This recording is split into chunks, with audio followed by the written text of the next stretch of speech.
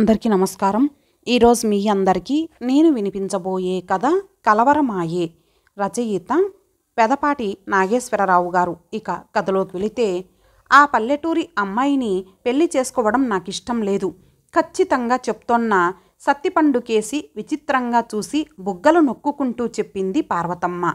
అదేంట్రా అలా అంటావు? వరలక్ష్మి నిన్ను తప్ప వేరే ఎవరినీ చేసుకోనని భీష్మించుకు కూచుందట. బావ ఒప్పుకోకపోతే ఏ నుయ్యో గొయ్యో చూసుకుంటాను తప్ప మరే తలమాసిన వెధవచేత తాలి కట్టించుకోనని కుండ బద్దలు కొట్టినట్లు చెప్తోందని మీ అనకాపల్లి మామయ్య ఉత్తరం రాశాడు కూడాను. కుండలు బద్దలు కొడితే ఓ 100 కుండలు కొనిస్తాగాని పైసా కట్నం ఇవ్వలేని అనకాపల్లి మామయ్య కూతుర్ని చేసుకోనుగాక చేసుకోను. నా ఫ్రెండ్స్ అంతా లక్షల కట్నాలతో పెళ్ళిళ్ళు చేసుకుంటూ ఉంటే నేను మాత్రం కట్నం లేని పెళ్ళి ఎందుకు చేసుకోవాలి? విసుగ్గా అన్నాడు సత్తిపండు. మరైతే నువ్వు అంటూ మరలా బుగ్గలు నొక్కుకోబోతున్న తల్లి వైపు గాబరాగా చూస్తూ, అయ్యా అస్తమానం బుగ్గలు నొక్కుకోకే అమ్మా, అసలే నీకు దవడలు లోపలికి పోయాయి. అయినా నీకు అనకాపల్లి మామయ్య మీద అంత ఇంట్రెస్ట్ ఉంటే ఆ వరలక్ష్మికి నువ్వే సంబంధాలు చూడు, అంతేకాని. అది కాదురా సత్తిపండు. అబ్బా, నన్ను సత్తిపండు అని పిలవద్దని నీకెన్నిసార్లు చెప్పాను? బంగారం లాంటి సత్యప్రసాద్ అనే పేరుండగా అంటూ పార్వతమ్మ వైపు చిరాగ్గా చూసి, అయినా నువ్వెంత చెప్పినా లాభం లేదు. శ్రీకాకుళం సాంబశివరావు గారి అమ్మాయిని చేసుకుంటే 1,00,000 రూపాయలు కట్నం వస్తుంది. అనకాపల్లి మామయ్యని మరచిపోయి పొద్దున్నే శ్రీకాకుళం వెళ్ళడానికి బయలుదేరు అంటూ బయటకు అడుగు వేయబోయాడు సత్తిపండు. ఒరే, నా మాట వినరా? ఆ వరలక్ష్మికి ఏం తక్కువ? మహాలక్ష్మిలా ఉంటుంది అంటూ ఏదో చెప్పబోయిన పార్వతమ్మ కోపంగా చూస్తూ వెనక్కి తిరిగిన సత్తిపండును చూసి ఆగిపోయింది. సత్తిపండు కోపంగా పార్వతమ్మ వైపు చూస్తూ కచటతప గజడదబ అన్నాడు. అనేసి బయటికెళ్ళిపోయాడు. వీడికి కోపం వచ్చినా ఆనందం వచ్చినా ఈ వెతవ భాష ఒకటి. కన్న తల్లినని కూడా చూడకుండా ఆ భాషలో నన్ను ఏమని తిడుతున్నాడో కుర్రకుంక అనుకుంటూ వెళ్ళిపోతున్న సత్తిపండు కేసి ఆశ్చర్యంగా చూస్తూ మరోసారి బుగ్గలు నొక్కుకుందామే. మంచం మీద పడుకొని సీలింగ్ వైపు చూస్తున్న సత్తిపండుకి చాలా టెన్షన్గా ఉంది. రేపే శ్రీకాకుళం అమ్మాయిని చూడటానికి వెళ్ళేది. ఆ అమ్మాయి ఎలా ఉంటుందో, తను వాళ్ళకి నచ్చుతాడో లేదో. 1,00,000 రూపాయల కట్నం, తను చేసే ఉద్యోగానికి అంత కట్నం ఎవరూ ఇవ్వరు. ఈ సంబంధం కనుక కుదిరితే తను చాలా అదృష్టవంతుడి కిందే లెక్క. ఎలాగైనా ఈ సంబంధం కుదిరేలా చెయ్యి స్వామి, తిరుపతి వచ్చి నీకు తలనీలాలిస్తాను అంటూ ఎదురుగా ఉన్న వెంకటేశ్వర స్వామికి మనసులోనే మొక్కేస్తున్నాడు. ఒక పక్క నుంచి మరో పక్కకి ఒత్తిగిల్లి గట్టిగా కళ్ళు మూసుకున్నాడు సత్తిబాబు. అకస్మాత్తుగా అతనికి వరలక్ష్మి జ్ఞాపకం వచ్చింది. వరలక్ష్మికి అన్యాయం చేస్తున్నానా అనిపించింది ఓ క్షణం. వరలక్ష్మితో అతని అనుభవం కమ్మని కలలాగా కళ్ళ ముందు కదిలింది. డ్యూటీ నుంచి వచ్చి రాగానే హాల్లో కూర్చొని బూట్లు విప్పుకుంటూ యథాలాపంగా పక్కకి చూసిన సత్తిపండు గుండె ఒక్కసారి లయ తప్పింది. టీవీకెదురుగా మోచేతి మీద గడ్డాన్ని ఆంచి దీక్షగా సినిమా పాటలు చూస్తోంది ఓ అమ్మాయి. పట్టు పరికిని జాకెట్తో పసుపు రంగు ఓనీ వేసుకొని ముద్దబంతిలా ఉంది ఆ అమ్మాయి. అప్పుడే తలకి స్నానం చేసింది కాబోలు. తలంతా వింజామరలా వీపంతా పరచుకొని ఉంది. చిన్న సంపెంగ ముక్కు, ఎర్రని తేనెలూరే పెదాలు, మెడ కిందుగా అప్పుడప్పుడే వికసిస్తున్న యవ్వనాలు. సర్వం మరచి ట్రాన్స్లో ఉన్నవాడిలా ఆ అమ్మాయి కేసే చూస్తూ ఉండిపోయిన సత్తిపండు పార్వతమ్మ గొంతు విని ఈ లోకంలోకి వచ్చిపడ్డాడు. ఏంట్రా అలా చూస్తున్నావు? అదెవరనుకుంటున్నావు? నీ అనకాపల్లి మామయ్య కూతురు వరలక్ష్మి. వాళ్ళమ్మా నాన్నలతో కలిసి వచ్చింది. మీ మామయ్య అత్త బజార్లో ఏదో పనుందని వెళ్ళారు. ఆవిడ మాటలతో ఉలిక్కిపడి సత్తిపండు వైపు చూసిన వరలక్ష్మి సిగ్గుగా నవ్వి లోపలికి పారిపోయింది. స్వప్నభంగమైనట్లు ఆ అమ్మాయి వెళ్ళిపోవడంతో గదంతా చీకటైపోయినట్లు అనిపించి తల్లి వంక చిరాగ్గా చూసి ఆవిడ చేతిలోని మంచినీళ్ళందుకొని తాగుతూ అనుకున్నాడు సత్తిపండు. రంభలాంటి మరదలుందన్న మాట తనకి. మర్నాడు ఆఫీస్కెళ్ళాడన్న మాటే కాని అతని మనసంతా వరలక్ష్మి చుట్టూ పరిభ్రమించసాగింది. ఇంట్లోకి పారిపోతూ తన వైపు విసిరిన చూపు మన్మథ బాణంలాగా అతని గుండెల్ని తీయగా గుచ్చుకున్నట్లుగా అనిపించసాగింది. కళ్ళు మూసినా తెరిచినా నవ్వు ముఖంతో అతన్ని కవ్వించసాగింది వరలక్ష్మి రూపం. నిన్న రాత్రంతా తనని తప్పించుకునే తిరిగిందామె. ఉదయం తను బయలుదేరే వరకు అసలు కనిపించనే లేదు. సత్తిపండుకి ఆఫీసులో ఉండడం దుర్భరమైపోయింది. 1 గంట అవగానే మేనేజర్ దగ్గర పర్మిషన్ తీసుకుని ఇంటికొచ్చేశాడు. గేటు తీసుకుని లోపలికి నడిచి దగ్గరగా వేసున్న తలుపు తోశాడతను. చప్పుడు లేకుండా తెరుచుకుందది. సోఫాలో కూర్చొని బూట్లు విప్పి లోపలికి చూశాడు. ఎవరూ లేనట్లుగా ఇల్లంతా నిశ్శబ్దంగా ఉంది. ప్యాంటు షర్టు విప్పి లుంగీ కట్టుకొని అమ్మ వాళ్ళంతా పక్కింట్లో కేబుల్ టీవీ సినిమా చూడటానికి వెళ్ళుంటారు అనుకుంటూ వచ్చే లోపల స్నానం అది కానిచ్చి కూర్చుంటే మంచిది అనుకుని బాత్రూమ్ కేసి నడిచాడు. బాత్రూమ్ తలుపు దగ్గరగా వేసి ఉంది. చేత్తో తలుపు తోశాడు. కిర్రుమంటూ తలుపు తెరుచుకుంది. లోపలున్న వరలక్ష్మి కెవ్వుమంటూ అరిచింది. లోపలికి చూసిన అతనికి 1000 వోల్టుల కరెంట్ షాక్ కొట్టినట్లయింది. ఎదురుగా పాలరాతి శిల్పంలా ఒంటి మీద ఏ ఆచ్ఛాదన లేకుండా ముత్యాల్లా మెరుస్తున్న నీటి బొట్లు శరీరం మీద తలతలలాడుతూ తన వైపు నోరు తెరిచి చూస్తున్న వరలక్ష్మి సత్తిపండుకి మెదడు మొద్దుబారిపోయింది. విప్పారిత నేత్రాలతో చూస్తూ ఉండిపోయాడు అలా. ముందుగా తేరుకున్న వరలక్ష్మి గబుక్కున పక్కనే ఉన్న చీర తీసి వంటికి చుట్టుకుంటూ అతని వైపు భయంగా చూసింది. అత్తయ్య అమ్మా నాన్న డ్యూటీకెళ్ళారు. నువ్వు సినిమాకెళ్ళావు కదా, అప్పుడే ఎందుకొచ్చావు? ఎవరూ లేరు కదా అని తలుపులెయ్యకుండా అమ్మో ఒకదానికొకటి సంబంధం లేకుండా ఏదో చెప్పసాగింది వరలక్ష్మి అతడి వైపు భయంగా చూస్తూ. సత్తిపండు ఇంకా షాక్ నుంచి తేరుకోలేదు. బలవంతంగా నోరు పెకిలించుకొని గసరబాసి తసికీసిన మసక సపారస అన్నాడు. అతని కేసి ఆశ్చర్యంగా చూసి ఏంటి అంది వరలక్ష్మి. తల కాసి మలక సాసి పాసిన తాకి కసాబిసా అన్నాడు. అనేసి వరలక్ష్మి కేసి నడిచాడు సత్తిపండు.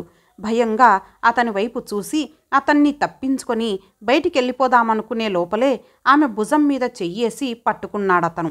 అతని ఊపిరి ఆమె బుగ్గలకి వెచ్చగా తగులుతోంది. వరలక్ష్మికి కాసేపు ఏమీ అర్థం కాలేదు. సత్తిపండు తను 2 చేతుల్ని ఆమె చుట్టూ బిగించాడు. అప్పటికే ఆమె చుట్టుకున్న చీర కుప్పలా కిందికి జారిపోయింది. అతను తన చేత్తో నగ్నంగా ఉన్న ఆమె నడుం భాగాన్ని నిమురుతూ మరో చేతితో గుండెల మీదికి పోనిచ్చాడు. వరలక్ష్మి కంగారుగా అతన్ని విడిపించుకోవడానికి పెనుగులాడింది. కానీ అతను మరింత గట్టిగా ఆమెను పొదివి పట్టుకుని గుండెలకి హత్తుకుంటూ పెదాలపై గాఢంగా చుంబించాడు. వద్దు బావా అంటూ గింజుకుంది. అతను తన పట్టు మరింత బిగిస్తూ I love you Varalakshmi, I love you అంటూ గొనుగుతూ ఆమె శరీరం మీద అందిన చోటల్లా ముద్దులు పెట్టుకోసాగాడు. వరలక్ష్మి సిగ్గుతో ముడుచుకుపోతూ అతన్ని దూరంగా నెట్టివేయడానికి ప్రయత్నించసాగింది. కానీ అతని బలం ముందు ఆమె శక్తి సరిపోలేదు. అతడి పెదాలు ఆమె పెదాలతో ఆడుకుంటూనే ఉన్నాయి. మరి కాసేపు అయ్యేసరికి వరలక్ష్మికి నిస్సత్తువ ఆవరించింది. ఒళ్ళంతా గాల్లో తేలిపోతున్నట్లు అనిపించింది. ఇంకా అతన్ని ప్రతిఘటించడం మానేసింది. తప్పని మనసులో ఏమోలో అనిపిస్తున్నా అప్రయత్నంగా అతని నడుం చుట్టూ చేతులేసి గాఢంగా హత్తుకుంది. ఆమె మనసంతా తమకంగా నిండిపోయింది. మరి కాసేపు అయ్యేసరికి వరలక్ష్మి ఏడుస్తూ బట్టలు వేసుకొని ఇంట్లోకి పరిగెత్తింది. గాబరాగా ఆమె వైపు చూసి అతను కూడా ఆమె వెనకాలే గదిలోకొచ్చాడు. అతను లోపలికి వచ్చేసరికి మంచం మీద కూర్చొని ఏడుస్తోందామె.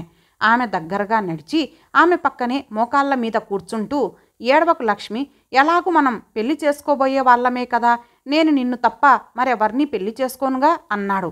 కళ్ళ నీళ్లు పరికినీతో తుడుచుకొని అతని వైపు అనుమానంగా చూస్తూ మరి నువ్వు కట్నం లేకుండా పెళ్లి చేసుకోనని మీ అమ్మతో చెప్పావటగా, మా నాన్న అసలు కట్నమే ఇవ్వలేడు అంది వరలక్ష్మి అమాయకంగా కళ్ళు తిప్పుతూ. పిచ్చిదానా, నువ్వే నాకు 1 కోటి రూపాయల కట్నం, వేరే కట్నం ఎందుకు నాకు ఉన్న సత్తిపండు వైపు ఆనందంగా చూస్తూ చటుక్కున అతని తల వంచి పెదాలపై ముద్దు పెట్టుకుంది వరలక్ష్మి. భరణపభరవ మసజస తతగా అన్నాడు సత్తిపండు అస్పష్టంగా. కిలకిలా నవ్వింది వరలక్ష్మి. అప్పటి వరకు గతమంతా సినిమా రీలులా కళ్ళ ముందు కదిలేసరికి అతని మనస్సు వరలక్ష్మి పట్ల సానుభూతి ఒకవైపు, 1,00,000 రూపాయల కట్నం వంక ఆశ ఒకవైపు కలవరపెడుతుంటే ఎటూ తేల్చుకోలేక ఆలోచిస్తూనే నిద్రలోకి జారిపోయాడు సత్తిపండు. మర్నాడు ఉదయాన్నే తల్లితోనూ మధ్యవర్తి శంకర్రావుతోనూ కలిసి శ్రీకాకుళం వెళ్ళాడు సత్తిపండు. హాల్లో కూర్చొని పెళ్లికూతురు తండ్రితో తన వివరాలు చెప్తూ వాళ్ళు పెట్టిన స్వీట్లు తినడం పూర్తయ్యాక అమ్మాయిని తీసుకురండి శంకర్రావు చెప్పాడు పెళ్లికూతురు తండ్రితో. అతని మాటలు పూర్తి కాకముందే ఆ హాలంతా ఒక్కసారిగా భూకంపం వచ్చినట్లు చిన్నగా కంపించింది. ఏమిటా అని ఆలోచించే లోపల ఇద్దరు భారీ కాయాలతో ఉన్న స్త్రీలొచ్చి సత్తిపండు పార్వతమ్మలు కూర్చున్న సోఫాకి ఎదురుగా ఉన్న సోఫాలో కూర్చున్నారు. వాళ్ళ వైపు ఒకసారి చూసి పెళ్లికూతురు తరపు పెద్దలు కాబోలు అనుకుంటూ తల తిప్పుకున్నాడతను. ఇంత లావుగా ఉండటానికి వీళ్ళేం తింటారో అనుకుని ఆశ్చర్యపోయాడతను. అమ్మాయిని సరిగా చూడు బాబు అన్నాడు పెళ్లికూతురి తండ్రి. ఇంకా పెళ్లికూతుర్ని తీసుకురాకుండా సరిగ్గా చూడు అంటాడేమిటి అనుకుని కిసుక్కున నవ్వి ఆ మాటే చెప్పాడాయనతో. ఆయన కూడా పక్కున నవ్వేసి, ఎంత మాట అన్నావు బాబు, ఆ ఇద్దరిలో ఎర్రచీర కట్టుకున్న అమ్మాయే పెళ్లికూతురు అన్నాడు. ఆయన చూపించిన వైపు చూశాడు సత్తిపండు. నల్లగా లావుగా తల నుంచి కాళ్ళ వరకు ఒకే సైజుతో ఎర్రచీరలో అమ్మవారిలా ఉందావిడ. ఆవిడని పెళ్లికూతురు అమ్మమ్మ అంటే నమ్ముతారు కానీ పెళ్లికూతురంటే ఏ వెధవా నమ్మడు. ఆవిడ్ని చూసి అదిరిపడ్డాడు సత్తిపండు. పెళ్లికూతురంటే బాపు బొమ్మలాగా సన్నగా నాజుగ్గా అందంగా మెరుపుతీగలా ఉంటుందనుకున్న అతని ఊహలు పేకమేడల్లా కూలిపోయాయి. శంకర్రావు వైపు పళ్ళు కొరుకుతూ చూశాడు. అతను చిన్నగా నవ్వి 1,00,000 రూపాయలు కట్నం మరి అన్నాడు. సత్తిపండుకి కోపం నశాలానికంటింది. కసా బిసా మసా కసా అన్నాడు. అంతవరకు వీళ్ళ వంక బుగ్గలు నొక్కుకుంటూ చూస్తున్న పార్వతమ్మ ఈ సంబంధం సత్తిపండుకి నచ్చలేదని తెలియగానే ఆనందంగా నిట్టూర్చి, వరలక్ష్మి దేవుడనేవాడు ఉన్నాడే అనుకుంది మనసులో. ఇవేమీ పట్టించుకోకుండా శంకర్రావు ఆమెను అడిగాడు, నీ పేరేంటమ్మా? నారాయణమ్మ. ఊహూ, వసంతసేన ఎవరితో మగగొంతు అరిచింది కీచుమంటూ. శంకర్రావు పెళ్లికూతురి తండ్రి వైపు చూసి, మీరుండండి, అమ్మాయిని చెప్పనివ్వండి అన్నాడు. ఎర్రచీర పక్కనున్న మరొకావిడ కిసుక్కున నవ్వి, ఆ చెప్పింది పెళ్లికూతురే అంది. అయోమయంగా ఆవిడ వైపు చూశాడు శంకర్రావు. ఆడవాళ్లలో కూడా ఇంత భయంకరమైన గొంతున్న వాళ్ళుంటారా అనుకున్నాడు మనసులోనే. ఇదంతా చూస్తున్న సత్తిపండుకి కోపం ఎక్కువైపోయింది. వాలి నల్లన పోడు హత్యను గుడిమండిగా అన్నాడు పండ్లు కొరుకుతూ. చిన్నగా శంకర్రావుకి మాత్రమే వినిపించేలా. ఇంతకీ అమ్మాయికి నచ్చినట్లేనా అడిగాడు పెళ్లికూతురి తండ్రి. నచ్చలేదహో గట్టిగా అరిచేద్దామనుకున్నాడు సత్తిపండు. అంతలోనే అతనికి శంకర్రావు చెప్పిన విషయం గుర్తుకొచ్చింది. ఒకవేళ అమ్మాయి నీకు నచ్చకపోతే వాళ్ళెదురుగా నచ్చలేదని చెప్పకు. ఇంతకుముందు ఓ పెళ్ళికొడుకు అలా నచ్చలేదని చెప్పగానే ఆ అమ్మాయి లోపలికెళ్ళి ఉర్రేసుకుంది. ఆ గొడవలోంచి బయటపడేసరికి మా తల ప్రాణం తోకకొచ్చింది.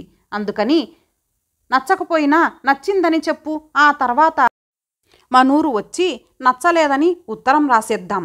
పెళ్లికూతురు తండ్రి సత్తిపండు వైపు ఆతృతగా చూస్తున్నాడు.